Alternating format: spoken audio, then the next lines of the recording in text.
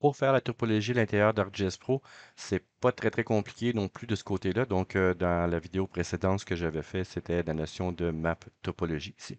Donc, on peut utiliser aussi les classes topologiques. Donc, ici, topologie, donc cette partie-là.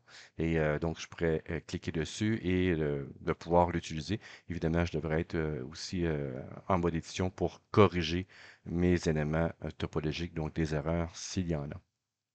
Donc, ce qu'on doit faire absolument pour ça, nos données doivent être mis donc dans un format, autrement dit, dans un endroit de la géodatabase qui doit être relativement assez précis. Donc, je vais vous montrer comment faire. Dans le catalogue ici que j'ai, donc, je vais mettre la punaise qui est ici, j'ai une géodatabase ici par défaut, donc que j'ai pris donc en créant mon projet dans ArcGIS Pro. Et ce que j'ai à l'intérieur de ça, ce que j'ai fait, c'est j'ai créé ici une classe, un jeu de classe d'entité. Donc, si on fait clic droit ici, on peut faire Nouveau et Feature Dataset. Donc, autrement dit, ça fait un jeu de classe d'entité. Et tout ce que j'ai à faire ici, c'est de mettre le nom et de choisir la référence spatiale. Donc, autrement dit, tous les éléments à l'intérieur de ce Feature Dataset-là, autrement dit, à l'intérieur de ce jeu de classe d'entité-là, vont avoir la même référence spatiale. Donc, ce qu'on va faire ici, donc évidemment, j'ai fait cet élément-là. Ce que j'ai mis à l'intérieur, évidemment, tous les éléments qui vont participer à la topologie devront être à l'intérieur de ce jeu de classe d'entité-là. Donc, j'ai mis ici les arrondissements ici de la ville de Québec, donc qui proviennent de données ouvertes Québec.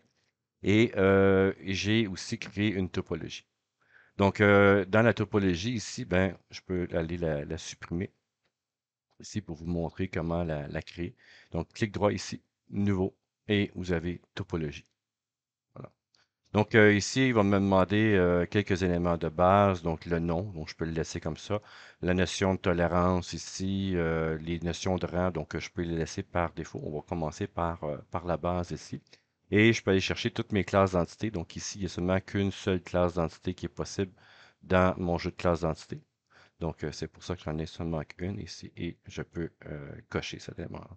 Donc, si jamais il y avait plusieurs classes d'entités disponibles ici, ben, je pourrais changer les rangs. Autrement dit, les rangs les plus élevés ou les moins élevés, ils vont avoir une incidence sur lequel va bouger si jamais il y a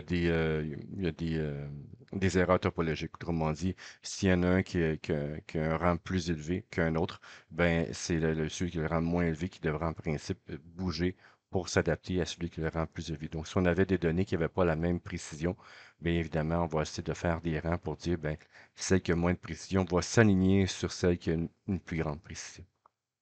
Donc, on a ça. Dans la deuxième partie ici, on a les règles. Donc, dans les règles ici, je peux faire nouvelle règle. Donc, autrement dit, qu'est-ce que je veux utiliser comme classe d'entité? Donc, moi, dans ce cas ici, là, le cas de très de base, je vais utiliser seulement que la notion d'une seule classe d'entité. C'est celle-là que je vais utiliser. Je pourrais travailler au niveau des sous-types aussi. Donc, j'en ai pas. Donc, ici, il n'y a pas de sous-type qui est là. Et ici, on a différentes règles. Donc, je pourrais travailler aussi avec une deuxième classe d'entité. Donc, je pourrais dire ici qu'une classe d'entité doit être contenue par une autre classe d'entité ou une classe d'entité doit contenir une autre classe d'entité, ainsi de suite. Il y a plusieurs règles topologiques. Mais pour la démonstration, je vais garder ça simple et vous allez voir que si vous comprenez cette base-là, ben, ça va vous aider à étendre les possibilités pour la topologie. Donc, moi, ici, ce que je vais faire, c'est de ne pas avoir de, d'éléments. Donc, autrement dit, mes polygones doivent être collés ensemble. Donc, ne peut pas avoir d'espace. Donc, le must not have gaps ici. Et l'autre élément, c'est encore une fois la même chose ici. Et on peut avoir ici, ne doit pas se chevaucher. Donc, must not overlap ici. Mais on pourra aller chercher, si vous regardez là, les règles ici, doivent être couverts, doivent être euh, ben, il must not overlap ici avec tel R, là, mais ici, on pourrait avoir les bordures ici doivent être couvertes par, ainsi de suite. Là. Il y a plein de petites choses qui sont possibles.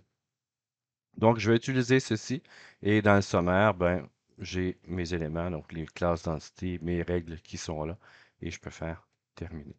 Donc, la topologie est en train de se créer. Donc, c'est une classe topologique qui est ici. Et en principe, on devrait avoir ici refresh. Elle devrait apparaître. Des fois, elle n'apparaît pas très bien. Je ne sais pas pourquoi dans mon côté. On va voir. Moi, je vais faire ici rafraîchir encore une fois. Donc, il est peut-être en train de se faire, d'être créé, mais c'est pas très, très grave pour ça, là. On va quand même l'utiliser. Donc, elle vient d'apparaître. Ça prend un certain temps. Donc, il vient d'apparaître ici la notion de topologie. Donc, ce que j'ai fait ici, encore une fois, j'ai fait rafraîchir plusieurs fois et elle est apparue. Donc, ça prend un certain temps pour ça. Et à partir de ça, ici, dans la topologie qui est là, eh ben, je peux l'importer, donc la rajouter à mon affichage, ici. Et vous pouvez pouvoir voir ici que j'ai plusieurs options ici. Donc, on peut voir les exceptions. Donc, autrement dit, c'est des erreurs qui sont là, mais que je juge que ça n'a pas lieu d'être une erreur. Ici, autant des points, des lignes et des polygones. Vous avez les éléments ici en erreur pour les polygones, les lignes et les points, donc sont en rouge. Et vous avez les dirty areas, autrement dit, c'est des zones non validées. Donc ici, si on regarde, ma topologie n'est pas validée ici. Et pour travailler avec ça, j'ai l'inspecteur des erreurs ici, erreur inspecteur qui est là.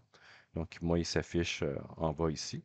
Et évidemment, si je suis en mode édition, donc ça va m'aider à afficher les éléments. Et là, je peux faire valider. Et de là, ben, on peut voir qu'il y a des erreurs en rouge ici. Donc, il y a certains éléments, évidemment, que cette partie ici, mettons, de la ville de Québec, ben, n'a pas de polygone à l'intérieur. Le contour ici n'a pas de polygone aussi qui est rattaché. Donc, il y a des éléments euh, qui sont des exceptions. Dans ce cas ici, là, j'ai ma règle ici qui est là et j'ai mon information. Donc, ici, je peux faire demander ici à ce que ça soit une exception. Donc, je pourrais rajouter ici une notion d'exception à l'intérieur de ça.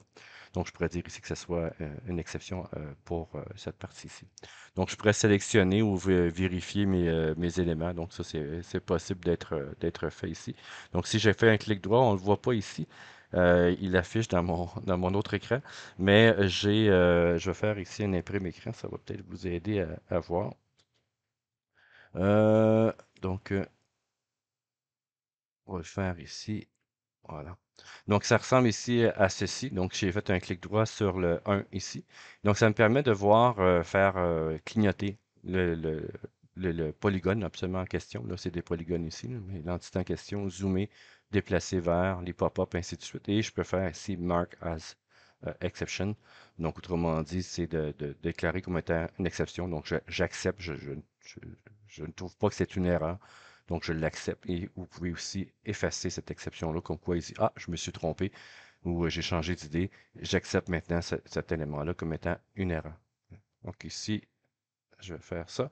Donc, ce que je vais faire là-dedans, donc c'est un clic droit ici, Mark as Exception, et vous allez voir ici que ça a été changé et ça a tombé vert ici, tout le tour. Donc, c'est pour vraiment faire le clic droit sur les nombres et si je le fais ailleurs, ça ne fonctionne pas ici. Donc, c'est vraiment sur les nombres. Et là, ben, je pourrais décider un paquet d'affaires là, pour les exceptions. Ce que je peux faire ici, c'est de faire une erreur. Bon, il y en a une ici. Euh, on va essayer ben, je vais en faire une juste pour vous montrer là, comment ça pourrait se faire, entre guillemets, à l'intérieur de ça. Donc, je vais faire ici modifier. Je vais éditer les vertex.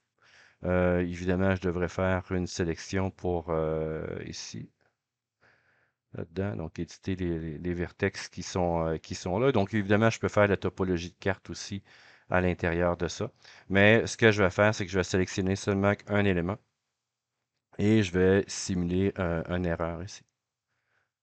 Donc, voilà, on fait ça ici. Si vous regardez, aussitôt que je fais une édition, l'élément ici devient euh, euh, dirty areas, autrement dit, devient non validé. Donc, je dois faire ici valider. Et en faisant valider, ben, j'ai l'erreur ici qui apparaît. Donc, ici, on peut voir qu'il y a une erreur qui est là. Donc, ce que je peux faire avec l'élément, dans certains cas, si je fais un clic droit ici, il va me donner des outils pour pouvoir gérer cette erreur-là. Dans ce cas-là, ici, moi, ce qu'il me dit dans l'outil, donc je vais refaire encore un imprime écran parce qu'il est encore sur la fenêtre, euh, dans mon autre fenêtre ici. Donc, on va faire ouvrir là-dedans. Et il me demande ici, je pourrais créer une entité pour combler ce trou-là. Oui et non. Dans ce cas-là ici, soit que je crois que la chose la plus simple ici, ça serait de soit rééditer les vertex. Donc, encore une fois, ici, je reviens, je replace les vertex. Ou sinon, ce que je peux faire aussi, c'est de faire un reshape.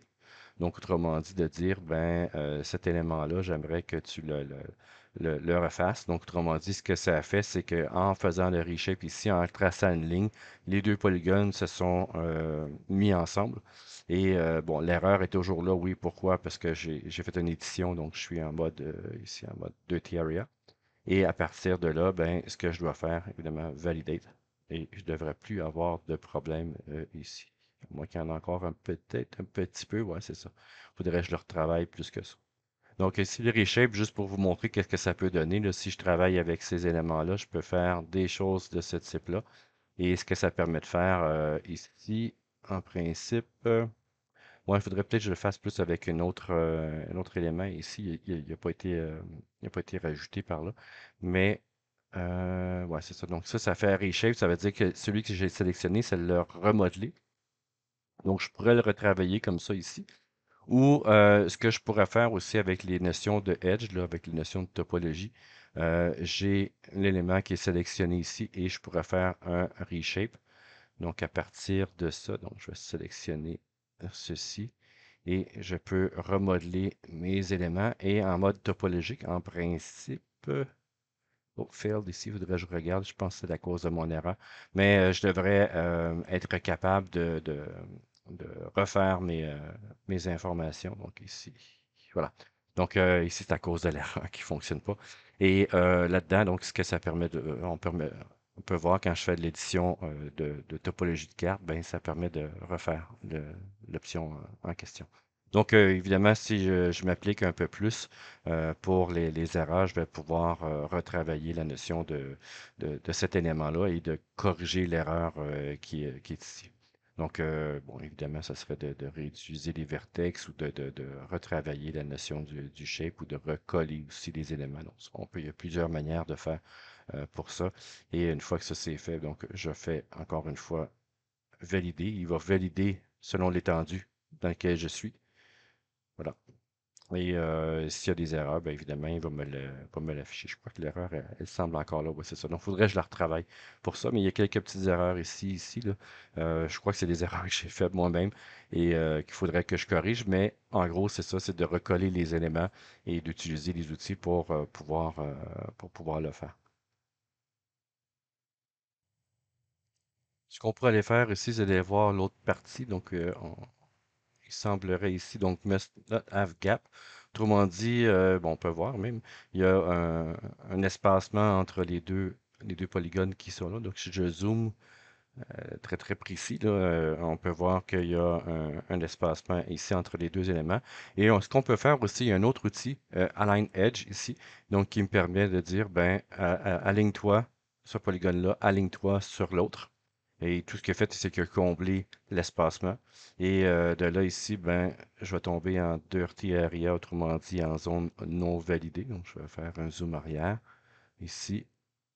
Et si je demande de faire la validation, on va essayer d'enlever les éléments. Donc voilà, ça a été réglé. Donc c'est une manière de faire pour cet élément-là. Donc je peux me promener puis de vérifier tous les éléments et marquer ceux qui étaient exceptions, ceux qui n'ont pas exception, corriger mes erreurs, ainsi de suite. Donc c'est comme ça que ça fonctionne pour la notion de topologie.